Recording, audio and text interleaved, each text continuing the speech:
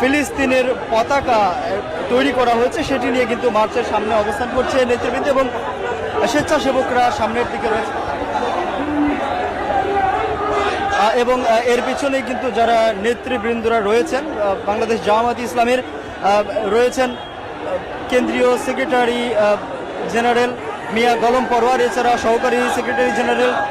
মাওলানা রফিকুল ইসলাম, এছাড়া ডক্টর শফিকুল ইসলাম মাসুদ এবং সাবেক ছাত্র শিবিরের সাবেক সভাপতি